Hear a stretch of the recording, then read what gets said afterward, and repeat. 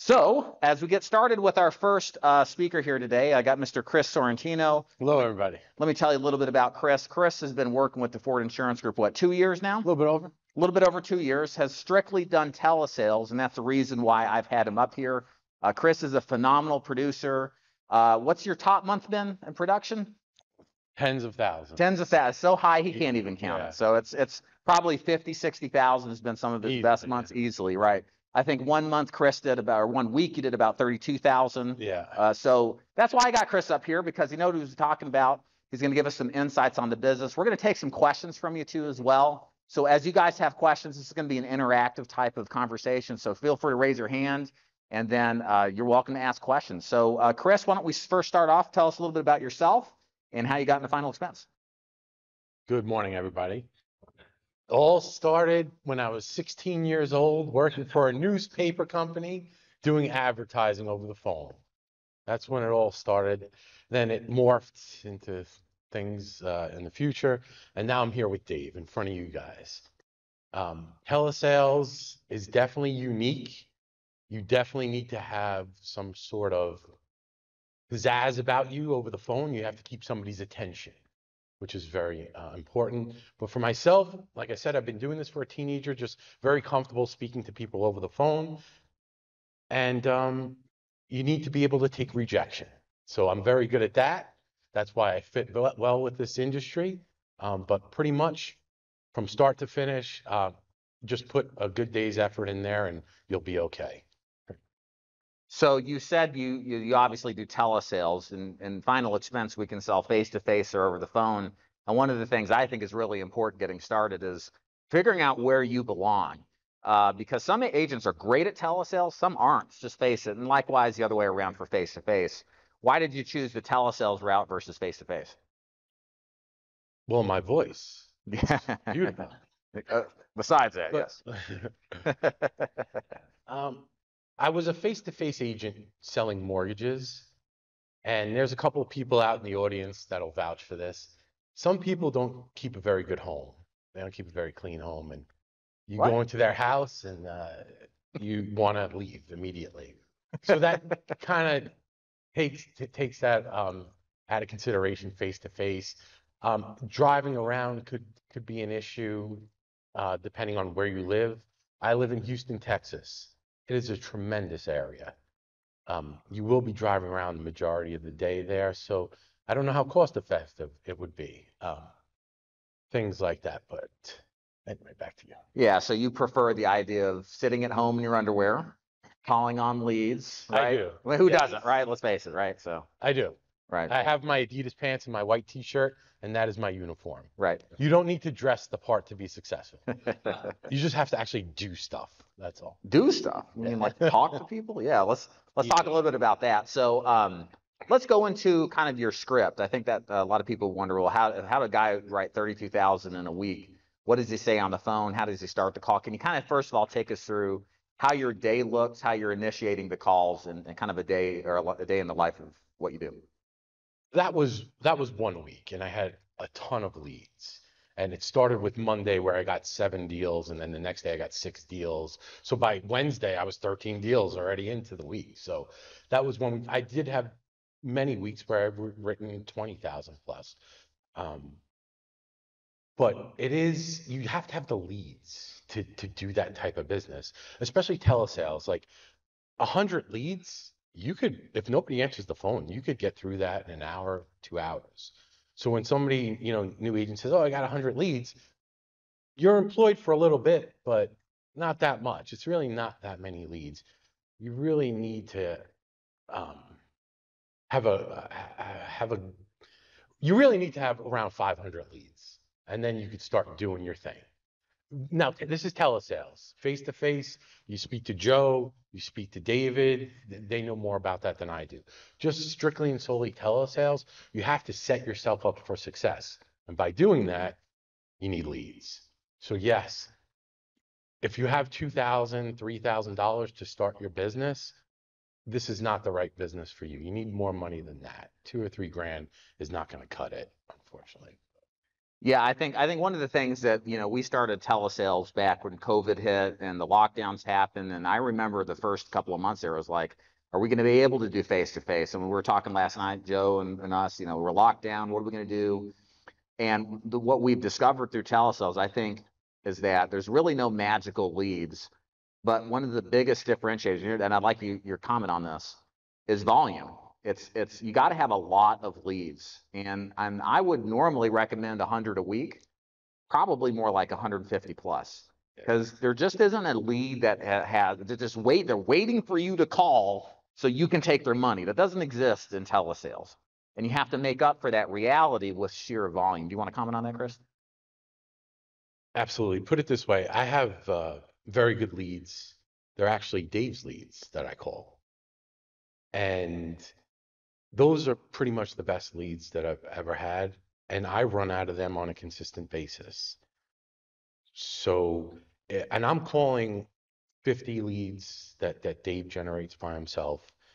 And I don't get enough sales off of those 50 to pay the bills, so to speak, out of that. So if I'm getting the creme de la creme of leads, per se, and I can't even make a consistent living doing that, if you're a new agent or been doing it for a year or something, you have no chance. You have 0.0 chance at that. So yes, 100 leads, Dave says 100 leads. I think you need at least 200 leads, but remember 100 leads at $30 a pop, that's 3 grand.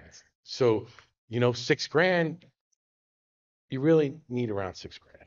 Yeah, I would say so. In the telesale space, the good lead should cost $30 a piece. You should be half of that.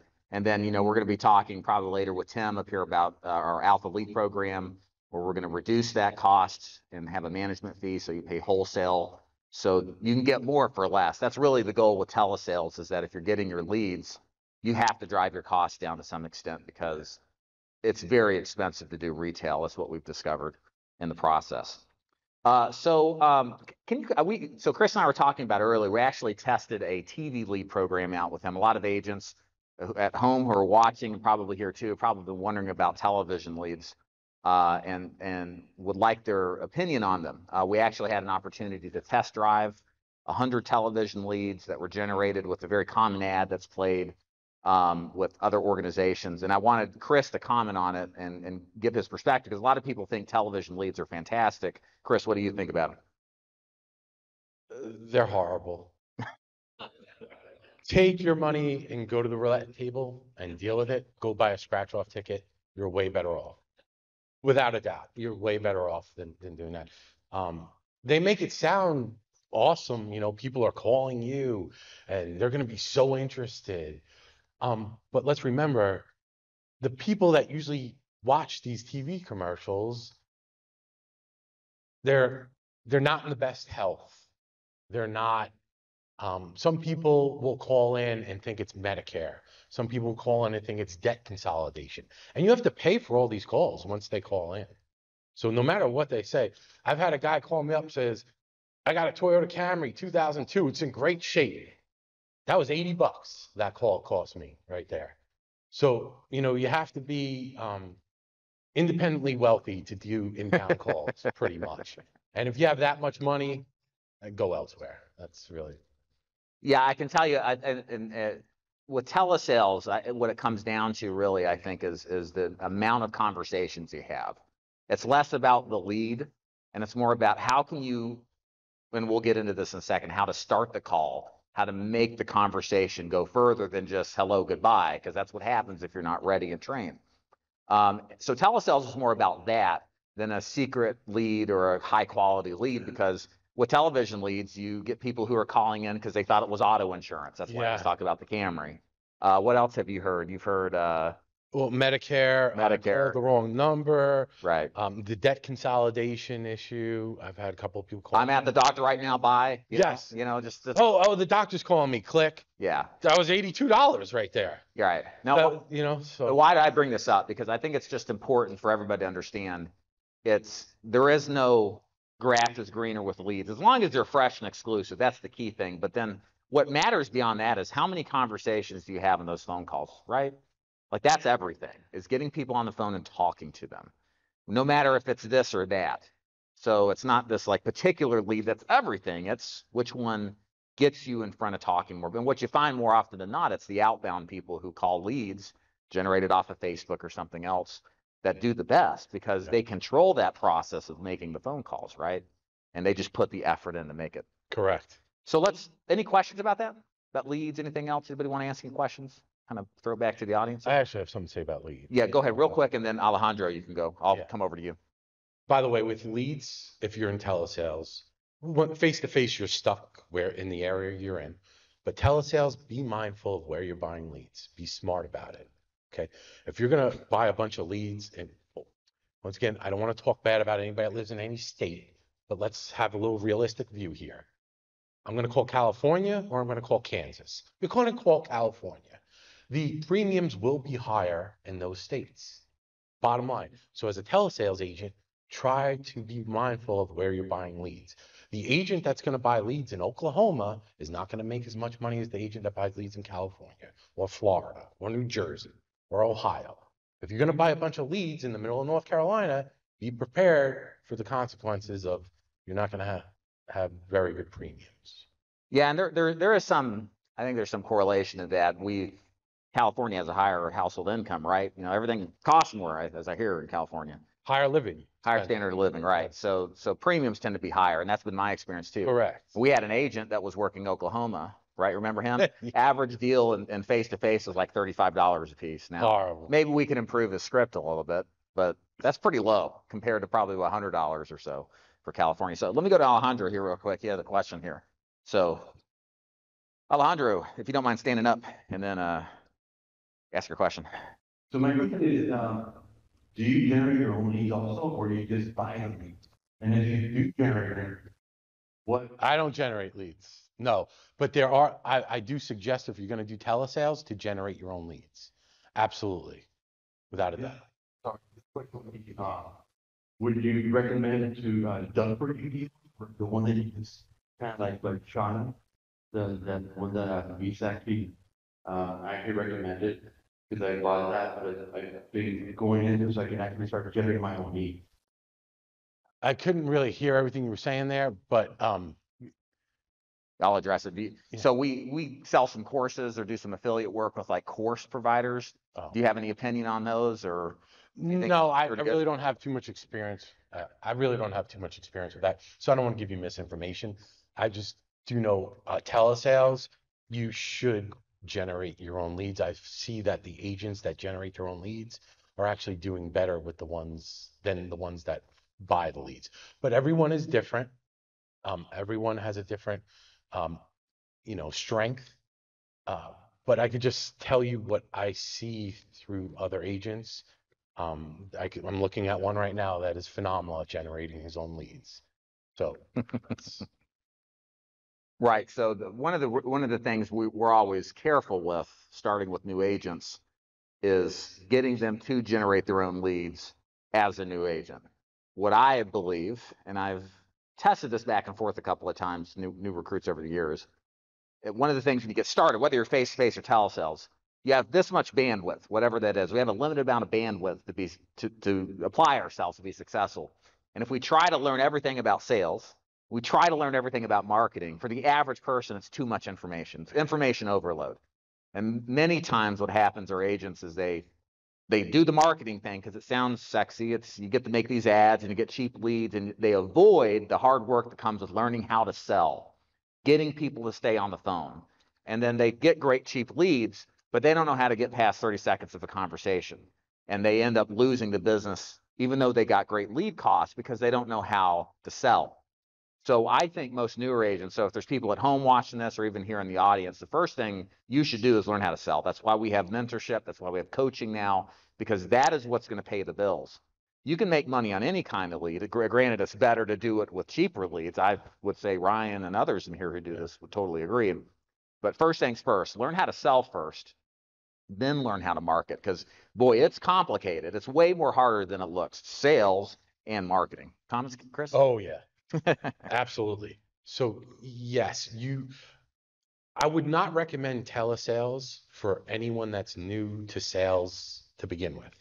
If you're new to sales to begin with, you should do face to face. And then if you're successful, if we're not even successful, just let's make a paycheck here, folks. Let's be consistent. Let's start with $1,000 a week. And once you hit that goal, then if you want to move to telesales and make the second bedroom or whatever bedroom in your house or the office or the garage, then by all means. But to do telesales, you need to have a good, like your script has to be good. You can't be mumbling and going blah, blah, blah, blah, blah. Your script has to be good. Your rebuttals have to be on point. Because let me tell you, some people, you talk to them, they're not gonna be, oh yeah, Chris, you called me. I was waiting for you to call me about the life insurance policy. No, even the people that are interested, you still have to rebut them at some point of the conversation. So if you have no sales experience, telesales, I don't recommend. I say face to face, and then we'll go from there. So a good example of the rebuttals. Have any of you seen the Melissa video on our training site? Well, yeah, a few of you have. I highly recommend it if you haven't. It's in the telesales section, and Melissa's calling a prospect who requested information, leads, etc. I think probably no less than 100 rebuttals on the phone. It's a lot. I need to go. Hey, no problem. Kept talking. That happened about 50 times. And at the close, she rebutted 10, 15 times until she finally closed the deal. But that kind of stuff never really happens in person to that extent. Whereas in face over the phone, you're going to get a lot more of that. So you got to be well scripted. You have to have the great tonality. It's non-negotiable, right? It's just, and it makes telesales, I think, a little bit harder.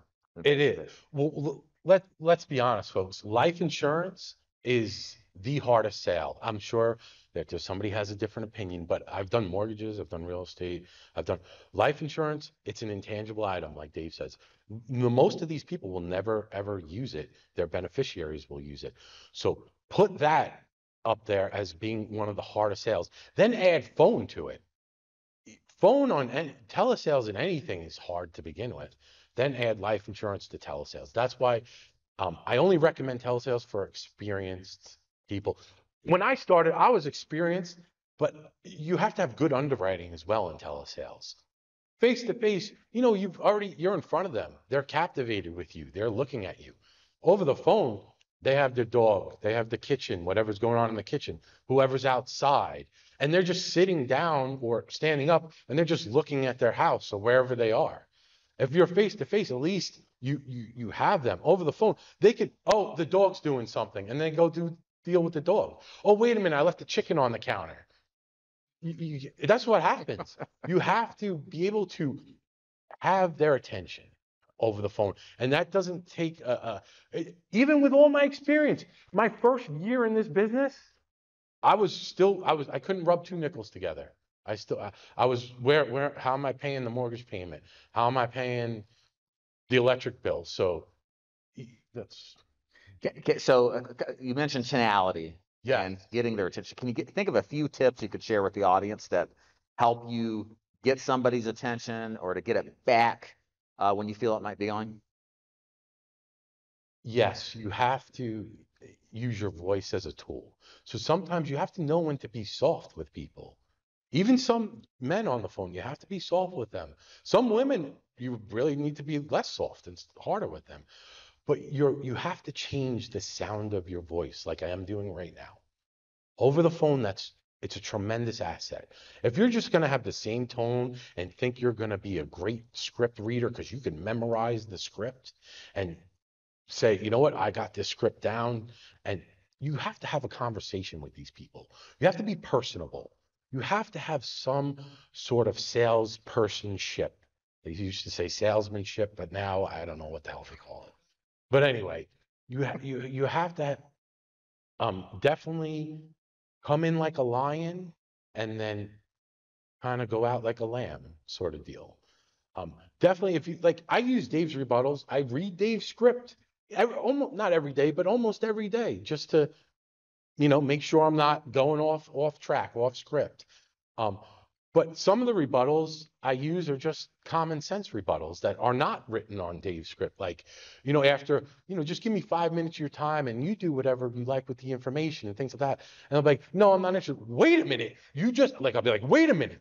Mr. Jones, you just filled out this information. Let me give you that. Let me give you, a quote or whatever word you want to use. There's millions of words. Like, it takes 5 minutes to give you this quote. You took 10 minutes. You pressed a whole bunch of buttons for your name to come across my desk right now, Mrs. Jones. At least let's see if you're going to get a good deal with the person that you're using. Let's see if you got a good deal. Like, I use some of these, but like, you just have to come out like a lion. Wait a minute, Mrs. Jones. You just hit 50 buttons for your name to be put on my computer screen. Give me 5 minutes to go over this information with you. But like I said, it's all about your voice, how you come in. Don't be a robot. Do not be a robot, because no matter how good the script is, you're done. Like I said, the person has to like you. You have to have a conversation with them, whether you bring up their hobby, or whatever that lead that you purchased or that you generated yourself. Any little tidbit of information. Oh, it says here you're located in California. How do you like it there? And just before you even go into Dave's script, just do that. And be like, do you like living in California? I was thinking about moving to California. What could you tell me about it? Make some shit up. That's what I do, and it works for me. So I definitely know you don't want to move to California, Chris. no, That's definitely me. we'll never. Now, yeah, that reminds me, we over time have reviewed sales calls, and there was one gentleman in particular that was doing telesales. You may remember this, Chris. And he memorized that script. He knew every word of that script. But when he got on the phone, he just robotically just rehearsed it. He just said it, but he didn't perform it. No. Right? And you can listen to Chris here, and this is kind of a big takeaway here. If you're going to do telesales, and I think it applies to face-to-face too, you got to turn the switch on and go into performance mode. Because if you're not performing the script, if you're not the actor on stage presenting to people, displaying emotion, then you're going to miss out on people. You're going to miss out on sales opportunities, right? Does that make sense? Any questions so far? Yeah, Joe. So if you're a fairly new telesales agent and you're not like self-genning and you're buying from third-party vendors, so with like digital leads, face to face for telesales, I would think it's like you kind of get what you paid for. So with telesales, in your opinion, is there a minimum amount we should spend per lead to where you spend less than that, you're really gambling with like a lead that's really not going to make you profit? I think every lead's a gamble. Every lead is a gamble. I think it's all gambling. I don't know if you could put a certain. I just know you need enough to make it through the week. Like, you should call leads, twice a day, depending on when you start. But I don't know if you can really put a monetary value on it. Like you were saying, I speak to Joe a lot, folks. $36 a lead, and you wouldn't buy anything less than $36 a lead. I've gotten sales off of leads that cost 50 cents, but you're going to have to call a lot more of them than you would that the lead is $36. Put it that way. That's really, if you're going to be cheap about it, you're going to be making, over 1,000 calls in a week, or you should be making over 1,000 calls, triple dialed. One triple dial is one call. That just to go off. Explain triple dial real quick. Triple dialing is I call you, I get your voicemail, hang up, I wait 3 seconds or 5 seconds, I call you right back. I get your voicemail again, hang up, within seconds, I call you right back. That's a triple dial, that's one call. That's not 3 calls, that is just one call. To be a consistent earner, meaning let's make a paycheck here, folks. Let's start off with a paycheck before you go into $50,000 months and $100,000 months. Let's start off with a paycheck and just call. I don't want to get any. Just pretty much put an honest day's work in, and you will see some sort of success. I don't want to blow you guys out of the water with. I'm not a hopium dealer, if you've noticed. If you want opium dealers, go on YouTube. There's plenty of them. Hey. Yeah. Oh, right. Yeah, so I 200 calls a day, triple down? A starting agent, you should be making about 200 to 300 or more calls a day, triple dialing. How many hours is that? You need an honesty. It all depends on what you're looking for. If you're looking to do $20,000 months, yeah, 8 a.m. to 8 p.m., 8 a.m. to 9 p.m., 5 days a week, and then Saturdays, 6 hours a day on a Saturday at least. For my first 18 months, I worked 6 days a week, 8 to 9, or whereabouts until my girlfriend yelled at me. Well, you just try to do what you could do. But yeah, you have to put in, more than 40 hours a week if you want to make adult money. If you just want to cruise by and make $1,000 a week and you're okay with that, hell, you could put 20 hours a week if you get good leads and your script is good and your underwriting is good. But once again, telesales, you better have good underwriting. You better know where you're going to bring your client, what policy, because let me tell you, if they get declined, it's hard to get them to do a second application. So your script needs to be good. Your underwriting needs to be very good. Like my first 3 months in the business, I submitted, I don't know, 70 deals. I had like 30, at least half of them that were declined because my underwriting was horrible. It was horrendous. So that is how much money I threw away. Oh God. All those were Aetna deals, right? Yeah. All right. Any questions? Oh, yeah. Let's go to Dennis here. Hey, Dennis. Hey, Chris, who are, I know the situation for everybody is different, but who are your go-to, Carriers? I don't have a go-to carrier. I'm appointed with so many. Whatever that client will qualify for, I try to give them the cheapest price. Top five? Yeah, let's say Top five? The ones that you don't like.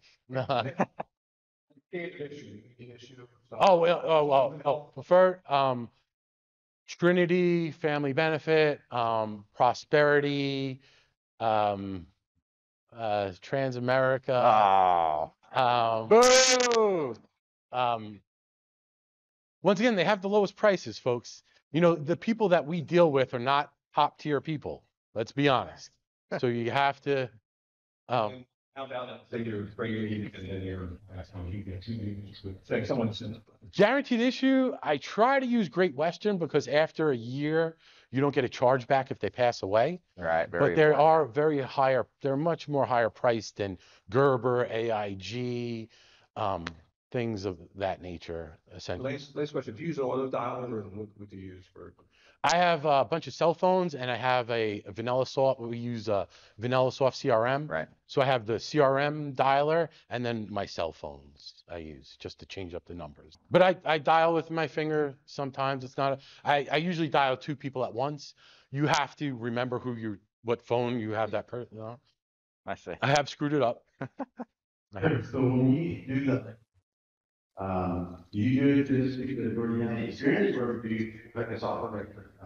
When I first started, I used a toolkit. I definitely recommend telesales when you're first starting. Absolutely.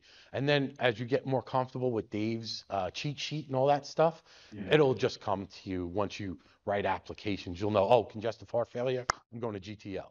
Like you'll know, oh, well, what kind of, and once again, folks, if you think you're going to just read the questions in the application and they answer yes and no, you need to know their medications because you will get declined if they're taking a certain medication, even though they answered yes, or no. I mean, they answered no to all the health questions. They have no other problem, but then there'll be a medication that they took that'll get them declined. So medications are very important as well. You need to know everything. Oh, yeah, I use the toolkit because everything knows that. Yes. The Best Plan Pro. And so I was looking for just the final expenses of it. Looking at being more specific, like you said, you want to be on point. Because if you're not on point, you have to. Yes, you have to be on point. If you're not on point, you lose deals. I still lose deals because I wasn't on point, essentially. It's my own fault. But yeah, I definitely recommend some sort of toolkit. And you have to be quicker over the phone than face to face when you're doing an application. So that helps as well. Hey, Chris, thanks so much for your honesty and Yeah. I'm everything that you put toning up. it down a little bit. Yeah, definitely. We'll go outside. You Fantastic. want real honesty. But no, if you're talking about telesales underwriting, so important. I think Joe and I can both attest to this. There's clients we sit down with face to face, and I'll see them with a guaranteed issue policy because they have COPD. And the thing is, I asked them, hey, where'd you get this policy? Did you meet with them in person? No, I bought it over the phone. And it's like, the only thing that can really explain why this client has a guaranteed issue policy is because the telesales agent was way too lazy to fill out the full application or do whatever the digging they needed to do. They didn't know. Or that. They're inexperienced. Probably. And I replace them. I replace them all the time. Because then I put my phone number in their phone. I get them a better deal, get them day one coverage, use GTL, get them, modified coverage. So yeah, underwriting for telesales, definitely. Yeah, you definitely. I'm gonna follow those clients right back, and then man, get them. Definitely have to know where to take your client, because someone like you will come along and replace my deal if I didn't know what I was doing. There's a lot of bad agents. That didn't take their time to read through the company's policies or what kind of medications they accept and what they don't accept. So yes, COPD, no, you can get level coverage for COPD, but there's not everyone does their homework. So kudos to you that you were able to replace a telesales policy. So this is kind of preaching to the choir here, but kind of more for the people at home. There is a company in this business that has been doing telesales, probably for 10 years. They work with one company. It's a call center. They choose to work this way. The word is they have a 70% placement rate. So if they put 1,000 apps in, only 700 get placed. Okay. So 30% off the top right away. Then by the end of the year, because they have one company, their persistency is 70%. So if you do the math, 49% of the business they write is on the books at the end of the year. That's crazy. And that's because, moral of the story, this is what happens when you work with one company. And they've got a full retention department. They try to save all their business. They try to keep it all. They spend a lot of money on that. And the best that they're getting is about half of what they wrote.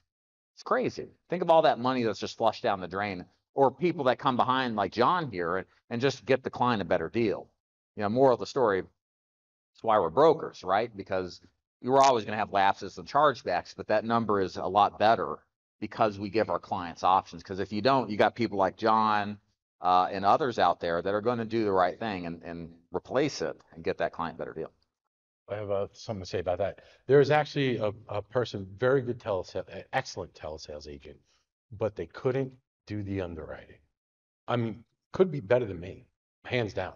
But they didn't want to use all the companies that we have at our fingertips, which you really need to do to be a super agent. You need to use every single company. So this one person, they're better than me at telesales, but they just couldn't get over that hump, and they just wanted to use that one company, and they threw away so much business that they now are back to face, unfortunately. Face-to-face, just to let you know, folks, you will be more consistent making money than telesales.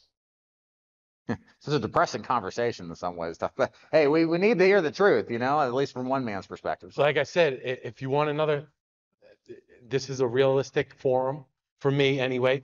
There's plenty of hopium dealers that might be up here that will fill you up with a bunch of good stuff. But if you notice, the extremely successful people are even keeled. They're not too high, they're not too low. Right. Yeah, 100%. Questions? Alrighty. How often do you encounter replacements? Is that a common thing in telesales, replacing old policies? Yes. I'm new, by the way, so I've been making a couple calls, and Gotcha. it's a common thing. Yes, there's people that have, but they have policies, but they're not necessarily replacing them. They're just wanting to add more coverage, is what I find. Very few people want to actually replace it. Go then? No. Or do you? Yes, exactly. Let's see if you got a good deal. Why not? It takes 5 minutes to go over to see. I always do that. I already have a policy. Well, let's see if you really did get the best deal, Mrs. Jones. It takes us about 5 minutes to go over the information, and you do whatever you like with that information. It's up to you. You know, use Dave's rebuttal, but throw in that little bit. Let's really see if you got a good deal, Mrs. Jones. But you have to say it with passion. You can say, Mrs. Jones, let's see if you got a good deal. She's gone. Mrs. Jones, she's dealing with the dog. She's done with you. You're done. Or Mr. Jones, either one. So yeah, that's why I say you have to come in like a lion. Mrs. Jones, let's see if that agent really did get you the best deal. Give me 5 minutes to go over this information with you. I mean, shit, Mrs. Jones, you spent 10 minutes filling out the information. Sometimes throw a little shit or fuck in there. Sometimes they like it. Who knows? They have to like you in order to do business. You have to be real with these people. Just maybe to clarify, maybe because your leads are a little bit more higher intent. But there are a lot of people that maybe have had policies for 5-6 years, and that's just because that's what I've been encountering. Yeah, I A wouldn't lot of replace people are that. saying that I have a policy already. I don't. Oh, you filled this out. Well, I didn't fill this out. I didn't need this. So then you have to go in and kind of. Do you feel think a this check family on it. member filled out this information then, Mrs. Jones? Because somebody filled something out for it to get in front of you. So do you think a family member filled this out, Mrs. Jones? Because I know I didn't fill it out, Mrs. Jones. You know, you have to say things like that to them. Yeah, but buyers lie too. No replacements. You don't do replacements over the phone. Or, You can do a replacement over the phone, but it has to make sense. of course. I- Yes, If it doesn't make sense, no, I don't advise a replacement. of course. Like, Mrs. Jones, we don't replace anything here. We just add on to policies. Right. If you want to do Okay. that, like it really has to make sense. Okay. Because, you know, you could get in trouble in the future if you replace somebody's policy and it was a horrible thing to do for them. All right. So. Right. Last call for questions. To wrap it up. Yeah. Has anyone ever used the medical underwriter, especially for telesales? I found that in telesales it's definitely more challenging for sure. But when I call, instead of them thinking I'm a salesperson, I just let them know I'm assigned. It's just to get them the information. I'm just the medical underwriter to get that information, you know, and get some information from them medically. That's my job. I'm assigned You to could that. do that. I just use Dave's script really, and Okay. there's stuff like that in there. Just I really curious just if follow anything Dave's script, and I've just added a couple of things that to fit my personality to his. You know, once again, I was born in New York. He was born in Tennessee. We have a little Right. different way of approaching things. So, but I never use that medical underwriter thing. Okay. But if it works for I you, was curious because it use has it. worked. Yeah. And I use just didn't anything know that's that- going to help you. Set yourself up for success. Mhm. That's really what you need to do. So if you feel more comfortable saying that, then absolutely use that. I say to people, I'm appointed with well over 50 insurance carriers. My job here is to find you the best available policy that you will qualify for. In order to do that, Mrs. Jones, I have to ask you a couple of very basic, simple health questions. And then I always do the nicotine tobacco. That's the easiest one. And then nobody ever has really a problem answering that. Any nicotine or tobacco in the last 12 months, Mrs. Jones? And then we go from there. We're off and running. All right. Well, Chris, thank you very much. Yeah, Give us a thank round you, of applause. everybody. Yeah. Thank